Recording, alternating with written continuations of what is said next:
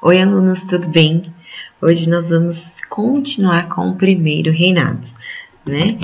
Na última aula nós falamos sobre a resistência interna, que durou pouquíssimo tempo com relação ao reconhecimento da independência do Brasil.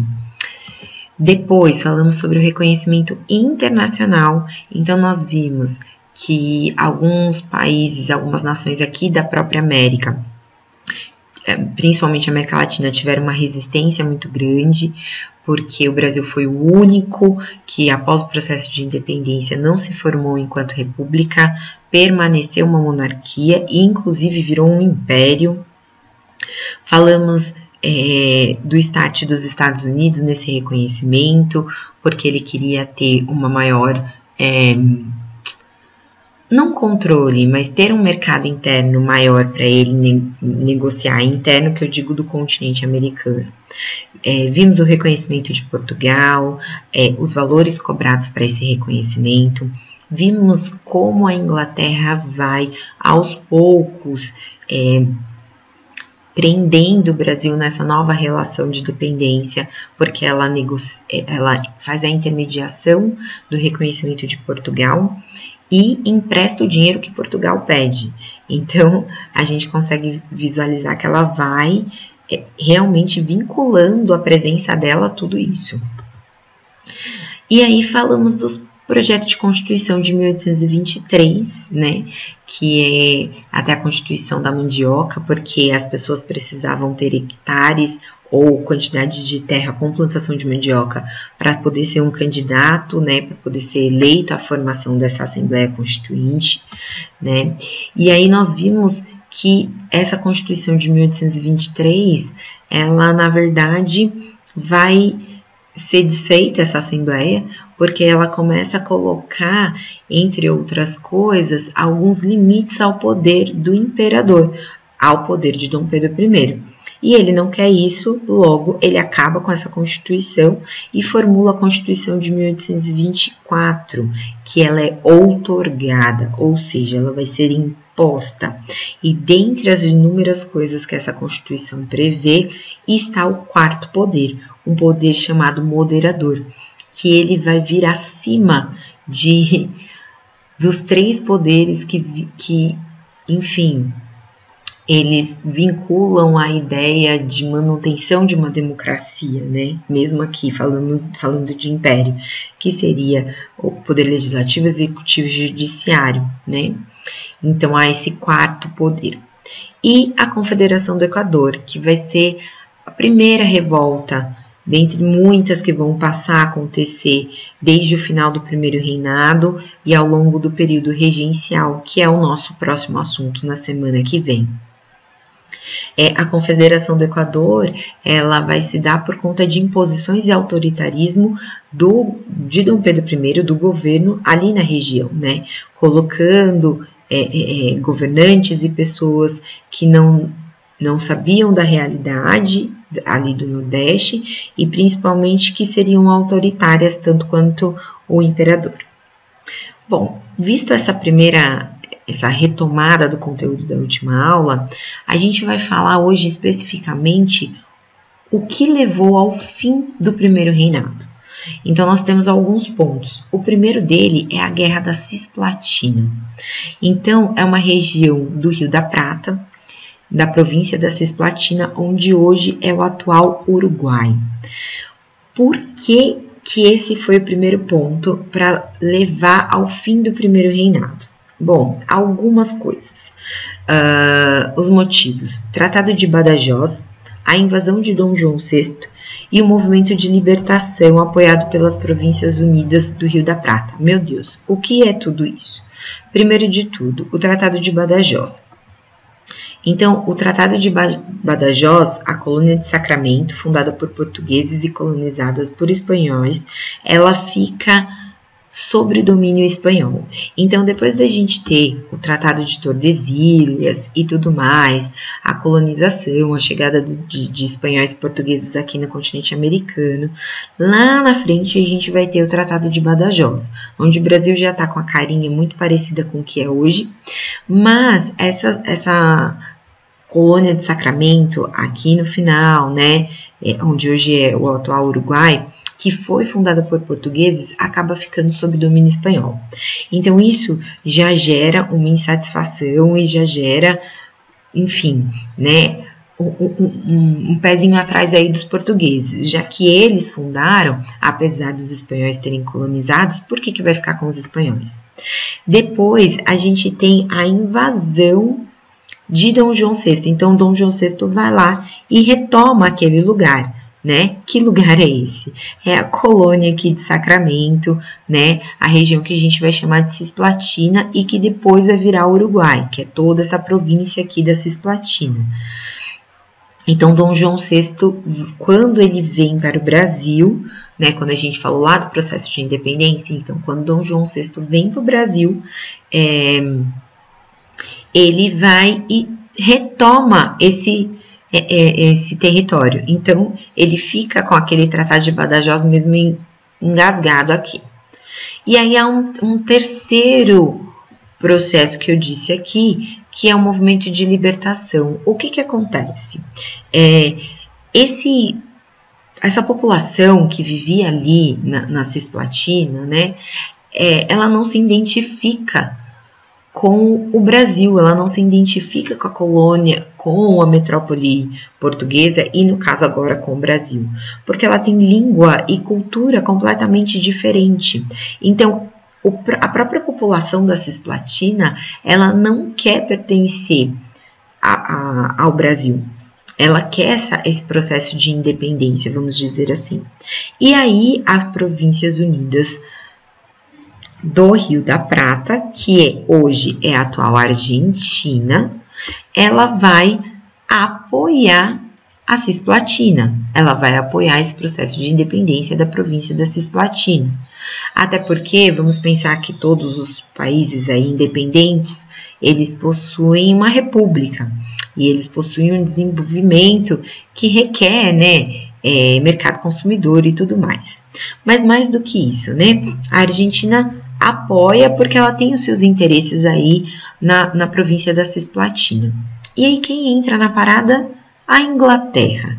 Olha só, a Inglaterra vai fazer a mediação do conflito, conversando com a Cisplatina, com as Províncias Unidas do Rio da Prata, né? Então, hoje Uruguai e Argentina, e o Brasil.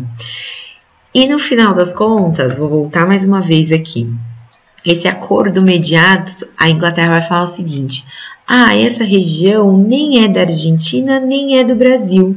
Essa região não é de ninguém. Vamos deixá-los que sejam independentes. Por que a Inglaterra chega a esse ponto? Porque ela está defendendo os interesses da província da Cisplatina? Não. Simplesmente porque ela está no ápice do seu processo de industrialização e ela precisa de mercado consumidor. Ela precisa de pessoas que comprem o seu produto. E para que essas pessoas comprem os seus produtos, quanto mais independentes politicamente elas forem, melhor. O fato é que tudo isso gerou um desgaste na imagem do imperador de Dom Pedro I, porque a população entendia que era completamente desnecessário participar de uma guerra como essas. Dito isso, o segundo problema, a sucessão dinástica lá em Portugal. Como assim? O que aconteceu? Dom João VI morre e aí Dom Pedro I seria o herdeiro, né? Obviamente por ser o filho primogênito. Mas ele abdica o trono em Portugal para permanecer aqui no Brasil. Mas ele abdica esse trono em favor de sua filha, Maria da Glória. Então, ele não vai governar, mas a sua filha vai governar em seu lugar. Mas Maria da Glória era menor de idade, logo o seu irmão iria representá-la, Dom Miguel, até que ela atingisse a maioridade. Porém, Dom Miguel dá um golpe em 1828, ele dá um golpe de Estado e ele toma o poder de Portugal de sua sobrinha.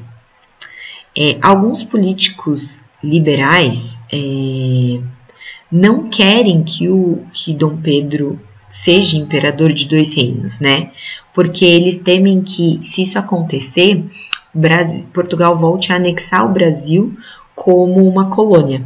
Por isso, eles incentivam e apoiam a abdicação de Dom Pedro I de Portugal em favor de sua filha, porque essa elite, ela pensa se unificar de novo, todos os nossos privilégios, enfim, blá blá blá blá, vão ser perdidos. Esse é o segundo ponto de desgaste e de problema aí que vai gerar o fim do primeiro reinado. Terceiro ponto, a própria crise econômica do Império. A gente tinha uma balança comercial em déficit, ou seja, eu estou gastando mais do que eu estou lucrando.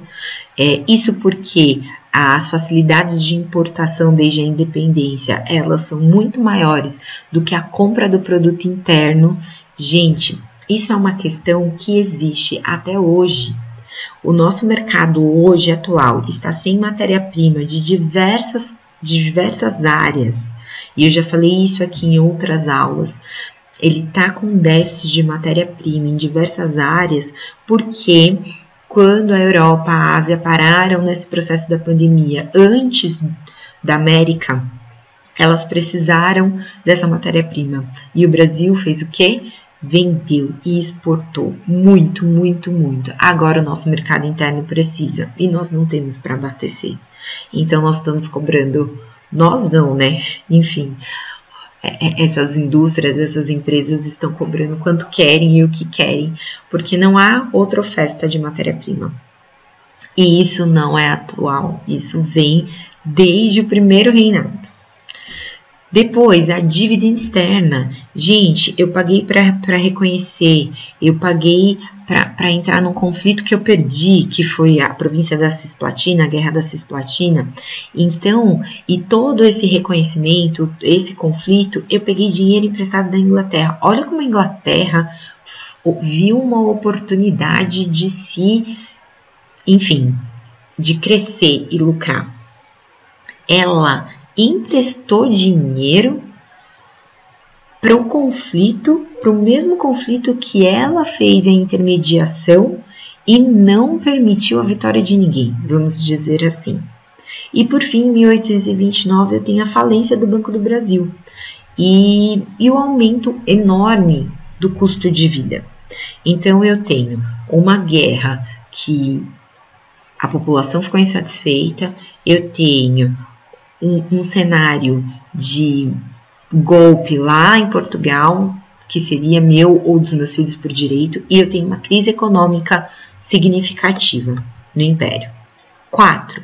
Agravamento da crise política. O que é isso? O autoritarismo de Dom Pedro I. O estilo autoritário de Dom Pedro I, ele vem desde a formação da Constituição, onde ele dissolveu, acabou com a Constituição, porque ela previa limites ao seu poder, né? Eu outorguei uma Constituição, eu reprimi movimento de forma violenta, então eu estou tendo todo um cenário autoritário. E isso vai se agravar com 2 episódios. O primeiro deles, em 1830, é o assassinato do jornalista Líbero Badaró. O que acontece? O Líbero Badaró, ele era membro da imprensa, que já é muito representativa nesse momento histórico. Desde Dom João VI, a imprensa ela é valorizada, ela é escutada, vamos dizer assim. E esse jornalista em si era o principal opositor do governo do primeiro reinado de Dom Pedro I. Então ele escrevia críticas ferrenhas ao governo de Dom Pedro I. E diante desse cenário catastrófico, vamos dizer assim, né? Mas desse cenário extremamente insatisfatório da população com relação a Dom Pedro I, ter críticas na imprensa só prejudicava ainda mais. E esse jornalista foi assassinado. O que acontece é que todas as hipóteses envolvem Dom Pedro I como mandante desse assassinato, o que vai agravar ainda mais a imagem dele para com a população. E o segundo evento é a Noite das Garrafadas, um ano depois, em 1831. Diante desse cenário de insatisfação gigantesco e, enfim, de impopularidade, Dom Pedro I resolve sair um pouco da capital, do Rio de Janeiro, e ir para Minas Gerais, achando que lá, como ele tem um grupo maior de apoiadores, ele ficaria mais tranquilo e esperaria baixar a poeira da questão do assassinato, entre outras coisas. Só que ele chega lá em Minas Gerais já recebido com muitos protestos. E ele resolve voltar num tempo menor do que o previsto. E para recebê-lo de volta, a base política que o apoiava, que aí vai ser formada principalmente pelo Partido Português, né, não mais pelo Partido de Brasileiros, enfim, da elite agrária do Brasil, esse público, ele vai tentar, esses apoiadores, eles vão tentar organizar uma recepção, né, uma festa para recebê-lo de volta e até para tentar tirar um pouco essa imagem de que está todo mundo criticando. Só que o que acontece? Eles fazem essa festa na morada oficial ali de Dom Pedro I, só que o público e a política contrária, né, essa elite brasileira que já estava muito insatisfeita com esse autoritarismo e com todas essas questões já apresentadas de Dom Pedro I, vai até a porta se manifestar. E aí eles começam a brigar e esses manifestantes começam a jogar garrafas no local onde está acontecendo a festa. E é por isso que essa noite é conhecida como a Noite das Garrafadas. Diante de tudo isso, o que Dom Pedro I faz? Abdica ao trono também aqui no Brasil. Na verdade, antes de abdicar, ele ainda coloca a cereja em cima do bolo. Ele tinha o Ministério dos Brasileiros, que é formado por, enfim, além de ser pessoas nascidas no Brasil, né, efetivamente brasileiros, mas por aquela elite que o apoiou no processo de independência, apoiou no dia do fico. Então é aquela elite forte que tem um poder aqui já na sociedade brasileira. E o que ele faz com toda essa insatisfação? Ele demite todo esse ministério, porque diz que esse ministério não está obedecendo às suas vontades, e coloca no lugar o Ministério dos Marqueses, e que vai conter apenas portugueses, pessoas nascidas em Portugal, e que apoiam Dom Pedro I, e, na verdade, vão ter até uma tendência de um retorno à colônia do Brasil. Os liberais, proprietários de terra, enfim, tropa imperial, ficam revoltados com essa situação e geram uma pressão popular, não popular, né, mas dessas classes significativas a Dom Pedro I. Por que não dizer uma pressão popular?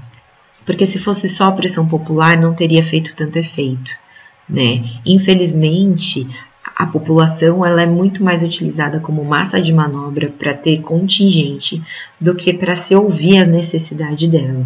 Mas esses grupos específicos de liberais, proprietários de terra, tropa imperial, eles vão fazer um volume e uma interferência importante.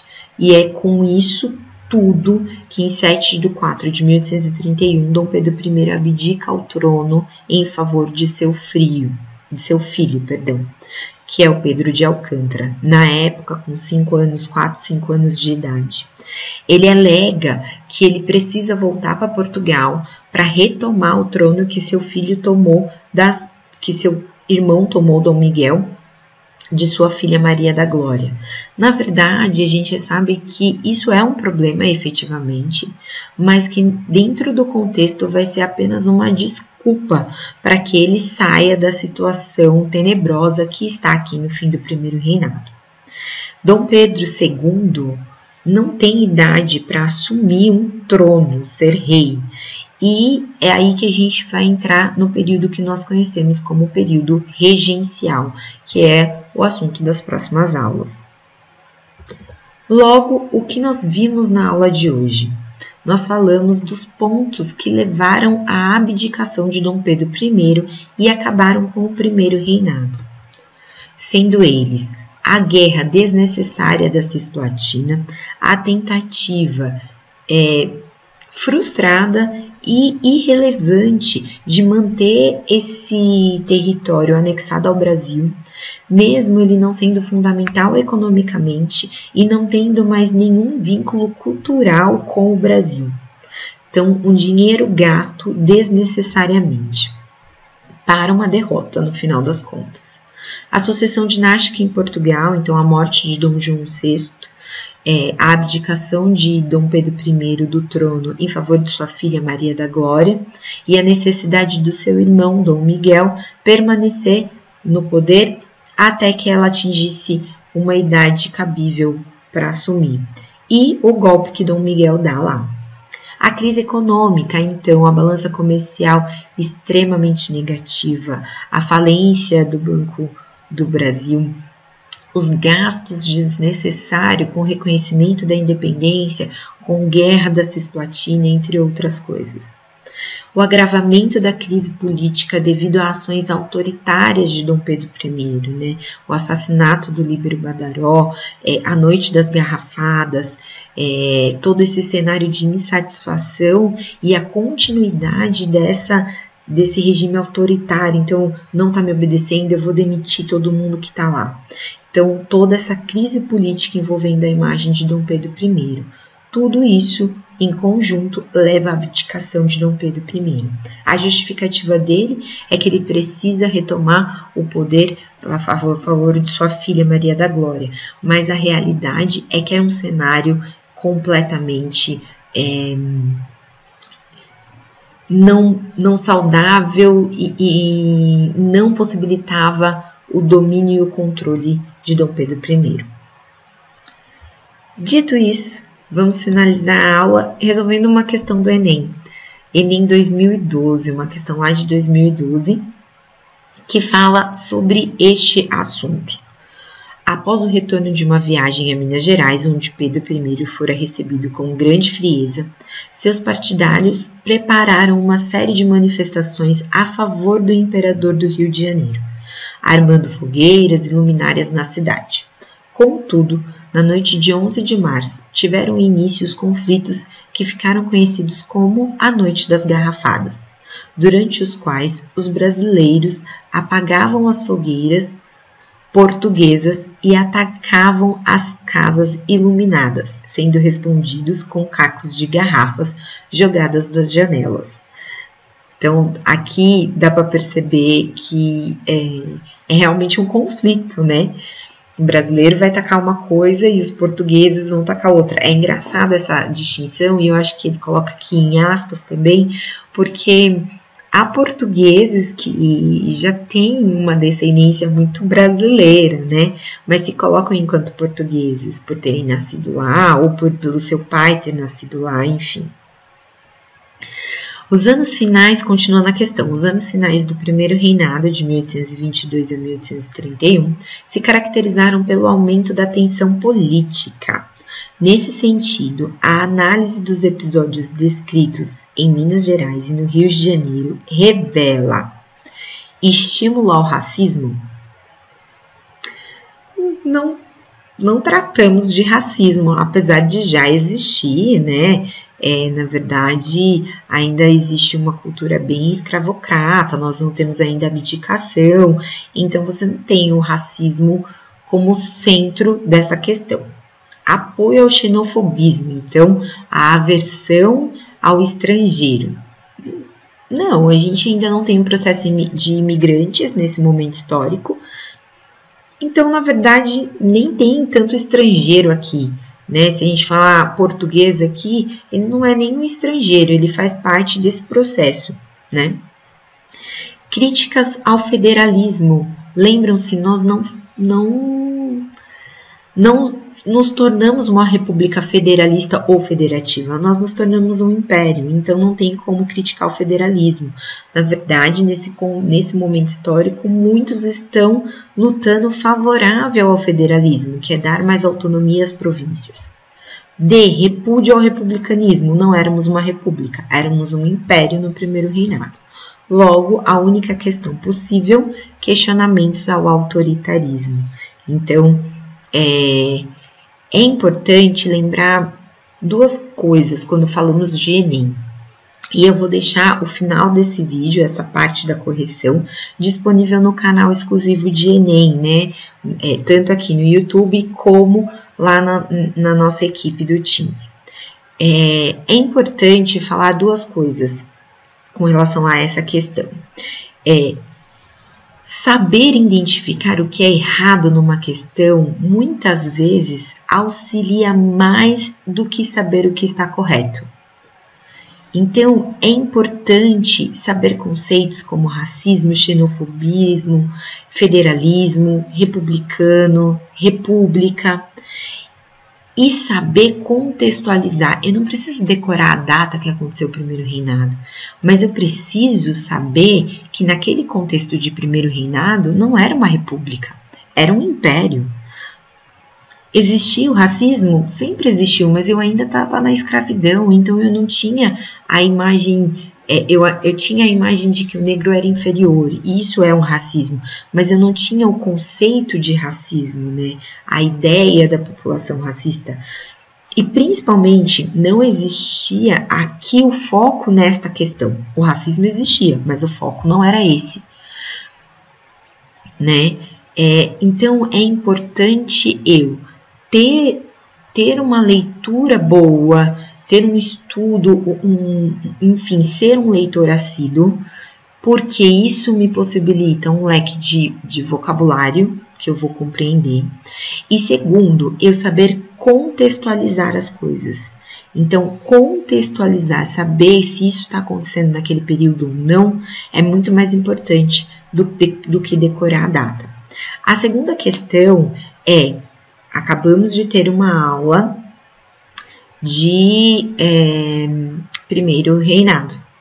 É óbvio que fica muito claro e evidente qual é a resposta dessa questão. Eu não vou ter a menor dúvida. Mas, quando eu for fazer a prova do Enem, eu vou estar falando de uma quantidade enorme de questões de vários conteúdos diferentes. Então, a probabilidade de eu não conseguir lembrar do conteúdo em si é muito grande. Por isso que a leitura atenta aos textos disponíveis na prova também é uma boa saída para recordar o conteúdo. Na verdade, é por isso que o Enem é uma prova contextualizada. Vale grifar os pontos importantes, é válido grifar o que a questão quer. Tudo isso ajuda a se fazer uma boa prova do Enem. É isso, espero que vocês tenham entendido e qualquer coisa é só me procurar. Um beijo, até a próxima aula. Tchau!